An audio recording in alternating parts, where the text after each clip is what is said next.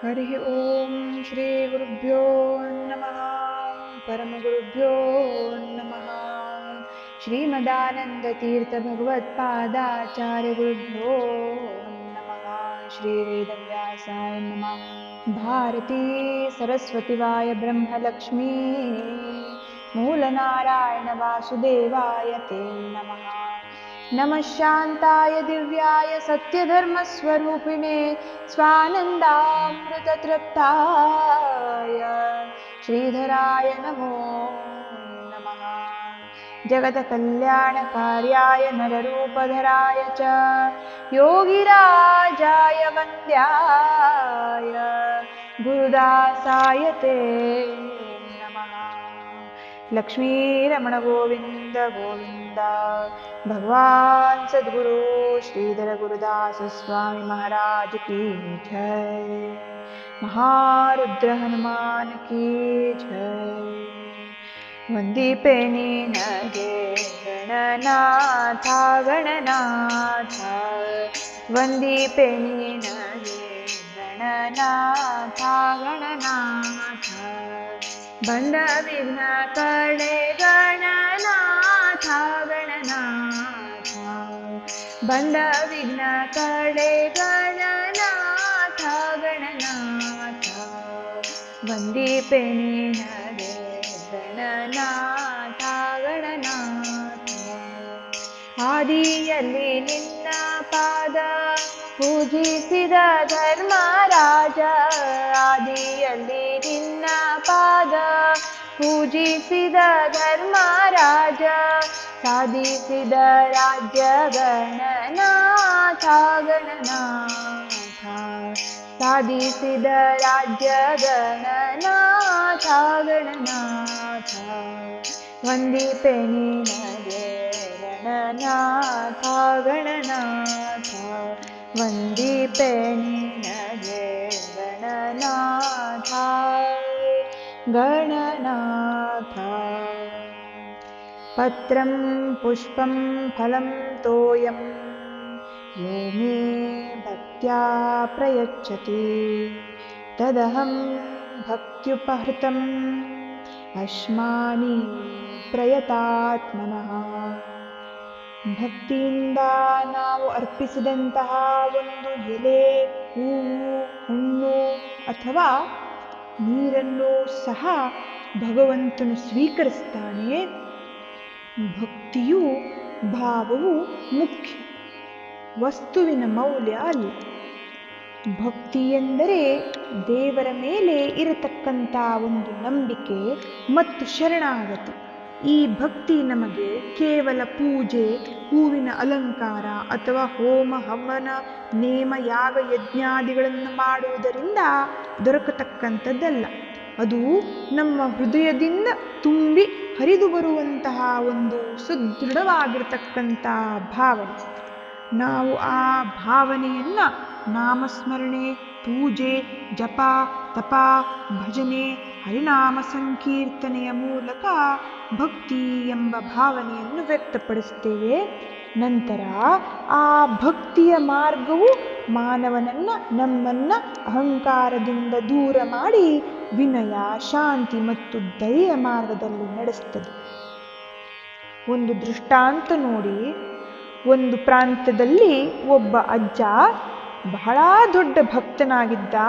ಸದಾ ಕಾಲ ದಿನನಿತ್ಯ ರಾತ್ರಿ ಸಂಜೆ ಯಾವ ಸಮಯದಲ್ಲಾದರೂ ಉಂಡುವಾಗ, ಬಾಗುವಾಗ, ಕೂಗುವಾಗ, ತೇಗುವಾಗ, ಮಲಗುವಾಗ ನಾರಾಯಣ ಕೃಷ್ಣ ಕೃಷ್ಣ ಗೋವಿಂದ ಅಂತ ಹೇಳಿ ಕೂಗ್ತಿದ್ದ. ಒಮ್ಮೆ ಆ ಅಜ್ಜ ದೇವರ ಮುಂದೆ ಬಂದು ನಿಂತು ಪ್ರಾರ್ಥನೆಯನ್ನು ಮಾಡ್ತಾನೆ. ಹೇ ಗೋವಿಂದ, ಹೇ ಪ್ರಭು, ನನಗೆ ನಿನ್ನ ಸೇವೆಯನ್ನು ಮಾಡಬೇಕಂತ ಬಹಳ ಆಸೆ ಇದೆ ಪ್ರಭು. ನನಗೇನಾದರೂ ಒಂದು ಸೇವೆಯನ್ನು ನೀನು ಕೊಡಬೇಕು ಅಂತ ಹೇಳಿ ಬೇಡ್ತಾ ನಿಲ್ಕೋತಾನೆ. ಅದೇ ದಿನ ರಾತ್ರಿ ಭಗವಂತನು ಆ ಮುದುಕನ ಕನಸಿನಲ್ಲಿ ದೃಷ್ಟಾಂತದ ರೂಪದಲ್ಲಿ ಬಂದು ದೇವರ ನಗ್ತಾ ಹೇಳಿದ್ರು, ಆಯ್ತು ಮಗು, ನೀನು ನಾಳೆಯಿಂದ ನನ್ನ ದೇವಸ್ಥಾನದಲ್ಲಿ ಹೂವಿನ ಹಾರವನ್ನು ಕಟ್ಟಿ ಹಾಕುವ ಸೇವೆಯನ್ನು ಮಾಡು ಅಂತ ಹೇಳಿ ಆಶೀರ್ವಾದವನ್ನು ಮಾಡ್ತಾನೆ. ಆ ಮುದುಕನಿಗೆ ಬಹಳ ಆನಂದವಾಯಿತು. ಮಾರನೇ ದಿನ ಬೆಳಗ್ಗೆ ಆ ಮುದುಕ ಹೂವುಗಳನ್ನು ತಂದು ಅದರಿಂದ ಒಂದು ಸುಂದರವಾದಂತಹ ಮಾಲೆಯನ್ನು ಮಾಡಿ ದೇವರ ಮುಂದೆ ಬಂದು ನಿಂತನೆ. ಅಲ್ಲಿ ನೋಡಿ ಇವ ಆ ಭಗವಂತನ ಮುಖವನ್ನು ನೋಡ್ತಾ ನೋಡ್ತಾ ಆ ಹೂವಿನ ಹಾರವನ್ನು ದೇವರಿಗೆ ಹಾಕುವ ಬದಲಾಗಿ ತನ್ನ ತಲೆಯ ಮೇಲಿದ್ದಂತಹ ಟೊಪ್ಪಿಯನ್ನು ದೇವರಿಗೆ ಹಾಕಿಬಿಟ್ಟ. ದೇವಸ್ಥಾನದಲ್ಲಿ ಅಲ್ಲೇ ಇದ್ದಂತಹ ಭಕ್ತರು ಕೇಳಿದ್ರು, ಏ ಅಜ್ಜ, ದೇವರಿಗೆ ಏನ್ ಹಾಕಿದ್ಯಪ್ಪ? ಹೂವಿನ ಹಾರ ಎಲ್ಲಿದೆ ನೋಡು. ಅವನು ಎಚ್ಚರವಾದ ಕ್ಷಣ ಕಣ್ಣು ಬಿಟ್ಟು ನೋಡ್ತಾನೆ. ಹೂವಿನ ಹಾರ ತನ್ನ ತಲೆಯ ಮೇಲಿದೆ. ತನ್ನ ತಲೆಯ ಮೇಲಿದ್ದಂತಹ ಟೊಪ್ಪಿ ಆ ಭಗವಂತನ ಮೇಲಿದೆ. ಕ್ಷಮೆಯನ್ನು ಬೇಡುತ್ತಾನೆ. ಅವನಿಗೆ ಅರಿವಾಯಿತು ತಾನು ಮಾಡಿದ ತಪ್ಪು ಏನು ಅಂತ ಹೇಳಿ. ಆದರೆ ಭಗವಂತನು ಆ ಸಮಯದಲ್ಲಿ ಆ ಮುದುಕನ ಭಕ್ತಿಯನ್ನು ನೋಡಿದನೇ ವಿನಃ ಅವನು ಏನು ಮಾಡಿದ ಎಂಬತಕ್ಕಂಥ ಲೋಪದೋಷಗಳನ್ನು ನೋಡದೆ ದರ್ಶನವನ್ನು ನೀಡಿ ಉದ್ಧಾರ ಮಾಡ್ತಾನೆ. ಅದಕ್ಕೆ ದಾಸರು ಹೇಳೋ ಅಂಥದ್ದು, ಹರಿ ನಿನ್ನ ಮಹಿಮೆಯ ಪಾರ ಪಾರ, ಹರಿ ನಿನ್ನ ಮಹಿಮೆಯ ಪಾರ, ಶರಣರ ಪೊರೆವುದೇ ನಿನ್ನ ವ್ಯಾಪಾರ, ಶರಣರ ಪೊರೆವುದೇ ನಿನ್ನ ವ್ಯಾಪಾರ, ಹರಿ ನಿನ್ನ ಮಹಿಮೆಯ ಪಾರ ಅಪಾರ, ಹರಿ ನಿನ್ನ ಮಹಿಮೆಯ ಪಾರ, ಭಕುತರಿಗಾಗಿ ನಿನ್ನವತಾರ, ಭಕುತರ ಬಳಿಗೆ ನಿನ್ನ ಸಂಚಾರ, ಭಕುತ ಜನಕ್ಕೆ ನೀ ಜೀವಾಧಾರ, ಭಕುತಿಯೇ ಶಾಸ್ತ್ರ ಪುರಾಣದ ಸಾರ, ಹರಿ ನಿನ್ನ ಮಹಿಮೆಯ ಪಾರ ಅಪಾರ, ಹರಿ ನಿನ್ನ ಮಹಿಮೆಯ ಪಾರ.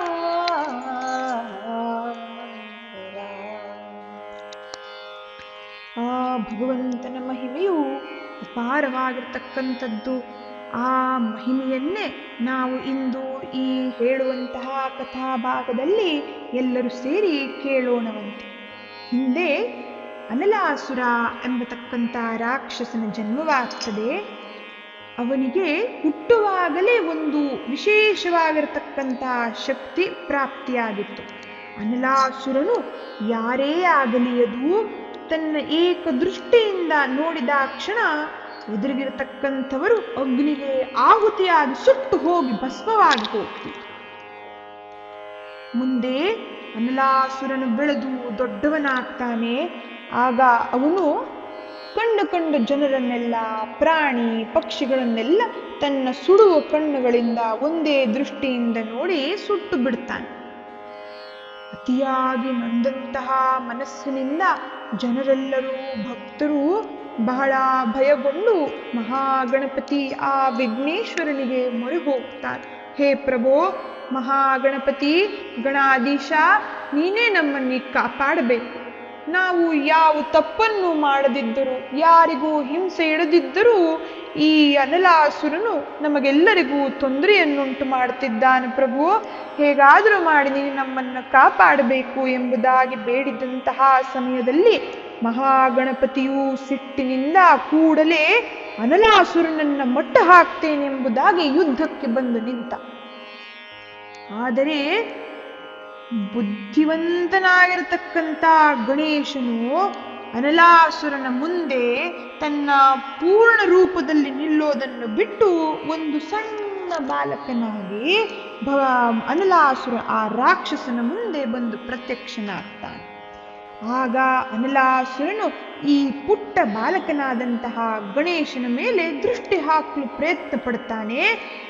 ಆಗ ಗಣೇಶನು ಸಣ್ಣ ಚಿಕ್ಕ ರೂಪದಲ್ಲಿ ಅಲ್ಲಿ ಪ್ರತ್ಯಕ್ಷನಾಗಿದ್ದರಿಂದ ಅನಲಾಸುರನ ದೃಷ್ಟಿ ಗಣೇಶನಿಗೆ ತಗಲೇ ಇಲ್ಲ. ಆ ಭಗವಂತನಲ್ಲೇ ತಪ್ಪಿಸಿಕೊಂಡು ಹೋದ. ಕೂಡಲೇ ಭಗವಂತನು ಅನಲಾಸುರನಿಗೆ, ಇದೇ ಕ್ಷಣದಲ್ಲೇ ದೃಷ್ಟಿ ಕಾರ್ಯವನ್ನು ನಿಲ್ಲಿಸು ಮೊದಲು ನೀನು. ನಿನ್ನ ಈ ದುರ್ಬುದ್ಧಿಯಿಂದ ಯಾವುದೇ ತೊಂದರೆ ನೀಡದೆ ಇರುವಂತಹ ಜೀವಿಗಳು ಸುಟ್ಟು ಹೋಗ್ತಿದ್ದಾರೆ. ಕೂಡಲೇ ಈ ಬುದ್ಧಿಯನ್ನು ತಿದ್ದುಕೋ. ಭಗವಂತನಿಗೆ ನೀನು, ಆ ಪರಮೇಶ್ವರನನ್ನ ನೀನು ಶರಣು ಹೋಗು. ನಾನು ನಿನಗೆ ವರ ಕೊಡ್ತೇನೆ. ಈ ದೃಷ್ಟಿಯಿಂದ ನೀನಿವಾಗ ಹೇಗೆ ಬೇರೆಯವರ ಸಂಹಾರ ಮಾಡುತ್ತಿದೆಯೋ ಅಥವಾ ತೊಂದರೆ ನೀಡುತ್ತಿದೆಯೋ, ಅದೇ ದೃಷ್ಟಿಯಿಂದ ಜನರಲ್ಲಿ ಉದ್ಧಾರವಾಗುವಂತಹ ಬುದ್ಧಿ ಪ್ರಕಾಶಮಾನವಾಗುವ ಹಾಗೆ ನಾನು ನಿನಗೆ ವರವನ್ನು ಕೊಡ್ತೇನೆ. ಈ ಕೆಟ್ಟ ಬುದ್ಧಿಯನ್ನು ಬಿಡು ಅಂತ ಹೇಳಿ ಭಗವಂತ ಎಚ್ಚರಿಕೆಯನ್ನು ಕೊಟ್ಟ. ಈಗ ಈ ಗಣೇಶನ ಎಚ್ಚರಿಕೆಯ ಮಾತು ಅನಲಾಸುರನಿಗೆ ಇಷ್ಟವಾಗಲಿಲ್ಲ. ಇಷ್ಟು ಚಿಕ್ಕ ಮಗು ನನಗೆ ಎಚ್ಚರಿಕೆಯನ್ನು ನೀಡುತ್ತಿದೆ, ಈ ಕೂಡಲೇ ಈ ಮಗುವನ್ನು ನಾನು ಮೃತ್ಯುಲೋಕಕ್ಕೆ ಕಳಿಸ್ತೇನೆ ಅಂತ ಹೇಳಿ ಆಕ್ರಮಣವನ್ನು ಮಾಡಲು ಪ್ರಯತ್ನ ಮಾಡುವಾಗ ಗಣೇಶನು ಅವನ ದೃಷ್ಟಿಯಿಂದ ತಪ್ಪಿಸಿಕೊಂಡು ಕ್ಷಣ ಮಾತ್ರದಲ್ಲೇ ಬೃಹತ್ತಾಕಾರವಾದ ಮಹಾಕಾಯನು ಪರಮಾತ್ಮನು ಆ ದೊಡ್ಡವಾದಂತಹ ತನ್ನ ನಿಜ ರೂಪವನ್ನು ಧಾರಣ ಮಾಡಿ ಒಂದೇ ಕ್ಷಣದಲ್ಲಿ ಅನಲಾಸುರನನ್ನು ಹಿಡಿದು ನುಂಗಿಬಿಟ್ಟ. ಅಲ್ಲಿಗೆ ಅನಲಾಸುರನ ನಾಶವಾಗ್ತದೆ. ಆದರೆ ಗಣೇಶನ ಹೊಟ್ಟೆಗೆ ಸೇರಿದಂತಹ ಅನಲಾಸುರನ ಆ ದೃಷ್ಟಿಯಿಂದ ಅವನಿಗೆ ಸಂಕಟವಾಗ್ಲಿಕ್ಕೆ ಪ್ರಾರಂಭವಾಯಿತು. ಎಷ್ಟು ಹೊತ್ತಾದರೂ ಗಣೇಶನ ಹೊಟ್ಟೆಯಲ್ಲಿ ಆಗುತ್ತಿರುವ ಉರಿ ನೋವು ಕಡಿಮೆಯಾಗಲೇ ಇಲ್ಲ. ದೇವತೆಗಳೆಲ್ಲರೂ ಹಾಲು, ಮೊಸರು, ತುಪ್ಪ, ಸಕ್ಕರೆ, ಗಂಧ ಎಲ್ಲವನ್ನು ಕೊಟ್ಟರು. ಕಡೆಗೆ ತನ್ನ ಬಳಿಯಲ್ಲಿದ್ದಂತಹ ಅಮೃತವನ್ನೂ ಸಹ ಧಾರೆ ಎರೆದರು. ಆದರೂ ಗಣೇಶನ ಹೊಟ್ಟೆಯಲ್ಲಿ ಸಂಕಟ ಕಡಿಮೆ ಆಗಲೇ ಇಲ್ಲ. ಚಂದ್ರನು ತನ್ನ ತಂಪನ್ನೆರೆದ, ವರುಣನೂ ಸಹ ತನ್ನ ಬಳಿಯಲ್ಲಿದ್ದಂತಹ ಗಂಗಾಜಲದಿಂದ ಗಣೇಶನಿಗೆ ಸ್ನಾನವನ್ನು ಮಾಡಿಸಿದ. ಅದೂ ಪ್ರಯೋಜನವಾಗಲಿಲ್ಲ. ಶಿವನು ತನ್ನ ವಿಭೂತಿಯನ್ನು ಸಹ ಗಣೇಶನ ಪೂರ್ತಿ ಶರೀರಕ್ಕೆ ಹಚ್ಚಿದ, ಏನೂ ಪ್ರಯೋಜನವಾಗಲೇ ಇಲ್ಲ. ಕೊನೆಗೆ ಒಂದು ಅದ್ಭುತವಾಯಿತು ನೋಡಿ. ಈ ನೋವು, ಹೊಟ್ಟೆಯಲ್ಲಿ ಆಗಿರತಕ್ಕಂಥ ಉರಿ ಎಲ್ಲದರ ಬಗ್ಗೆ ವಿಚಾರ ತಿಳಿದಂತಹ ಸಪ್ತ ಋಷಿಗಳು ಪ್ರತಿಯೊಬ್ಬರು 3 ಗರಿಕೆ ಹುಲ್ಲನ್ನು ತೆಗೆದುಕೊಂಡು ಒಬ್ಬೊಬ್ಬರೂ ಪ್ರಾರ್ಥನೆಯನ್ನ ಮಾಡಿ 3 ಸಲ ದೂರ್ವಾಯುಗ್ಮದಿಂದ ಗಣಪತಿಯ ಉದರ ಪೂಜೆಯನ್ನ ಮಾಡ್ತಾರೆ. ಈ ರೀತಿ 21 ದೂರ್ವಾಯುಗ್ಮಗಳಿಂದ ಪೂಜೆ ಮಾಡಿದ್ದರಿಂದ ಗಣೇಶನ ಹೊಟ್ಟೆಯ ಉರಿ ಸಂಪೂರ್ಣವಾಗಿ ಕಡಿಮೆಯಾಗಿ ತಂಪಾಗೋಯಿತು. ಇದೇ ಕಾರಣದಿಂದಾಗಿ ನಮ್ಮಲ್ಲಿ ಗಣಪತಿಯನ್ನ ಒಲಿಸಗೋಸ್ಕರವಾಗಿ, ಸಂತೋಷಪಡಿಸಗೋಸ್ಕರವಾಗಿ 21 ದೂರ್ವೆಯನ್ನ ಒಪ್ಪಿಸ್ತೇವೆ. ಗಣಪತಿಗೆ ಈ ದೂರ್ವೆಯಿಂದ, ಪೂಜೆಯಿಂದ ಆ ಉರಿ ಕಡಿಮೆಯಾಗಿದ್ದರಿಂದ ಮಹಾಗಣಪತಿಯು ಆ ಗರಿಕೆ ಹುಲ್ಲಿಗೆ ಆಶೀರ್ವಾದವನ್ನು ನೀಡುತ್ತದೆ, ವರವನ್ನು ಕೊಡುತ್ತದೆ. ಯಾರು ಕಾರ್ಯಸಿದ್ಧಿಗೋಸ್ಕರವಾಗಿ ನನ್ನನ್ನು ಪೂಜಿಸ್ತಾರೋ, ಭಜಿಸ್ತಾರೋ, ಅವರು ನಿನ್ನನ್ನು ಹಿಡಿದು ನನಗರ್ಪಿಸಿ ಪೂಜೆಯನ್ನು ಮಾಡಿದಾಗ ಅವರ ಕಾರ್ಯಗಳಲ್ಲಿ ಸಾಧನೆ ಸಿಗ್ತದೆ, ಅವರ ಕಾರ್ಯಗಳೆಲ್ಲ ಪೂರ್ಣವಾಗ್ತದೆ, ಇದರಿಂದ ಎಲ್ಲರ ಉದ್ಧಾರವಾಗ್ತದೆ ಎಂಬುದಾಗಿ ಇದರಲ್ಲಿ ಸಂದೇಹ ಬೇಡ ಎಂದು ಆಶೀರ್ವಾದ ಮಾಡಿದ್ದರಿಂದಲೇ ಇವತ್ತಿಗೂ ನಾವೆಲ್ಲರೂ ಯಾವುದೇ ಪ್ರಾರಂಭದಲ್ಲಿ ಆ ಭಗವಂತನ ಪೂಜೆಯನ್ನು, ಗಣಪತಿಯ ಪೂಜೆಯನ್ನು ಮಾಡುವಾಗ 21 ದೂರ್ವಾಗ್ನಿಗಳನ್ನ ಅರ್ಪಿಸಿ ಪೂಜೆ ಮಾಡುವಂತಹ ಪದ್ಧತಿ ಪ್ರಾರಂಭವಾಯಿತು. ಈ ಕಥಾಭಾಗವನ್ನ ನಾನು ಭಗವಂತನ ಪಾದಾರವಿಂದಗಳಲ್ಲರ್ಪಿಸಿ ಈ ಕತೆಗೆ ಮಂಗಳವನ್ನು ಹಾಡ್ತೇನೆ.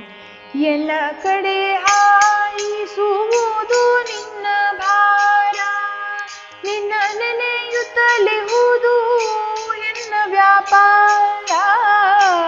ಎನ್ನ ಕಡೆ ಹಾಯಿಸುವುದು ನಿನ್ನ ಭಾರ, ನಿನ್ನ ನೆನೆಯುತ್ತಲಿಹುದು ಎನ್ನ ವ್ಯಾಪಾರ.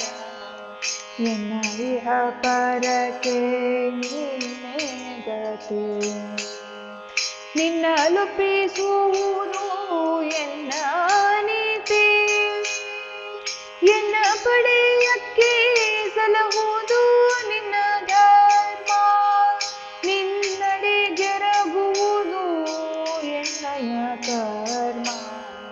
ಎನ್ನ ತಪ್ಪುಗಳ ಎಣಿಸಬೇಡಯ್ಯ,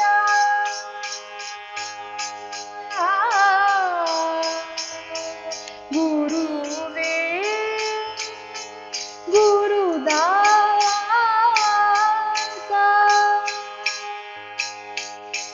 ವಿಠ್ಠಲ ವಿಠ್ಠಲ ಜಯ ಜಯ ವಿಠ್ಠಲ ವಿಠ್ಠಲ ವಿಠ್ಠಲ ಜಯ ಜಯ.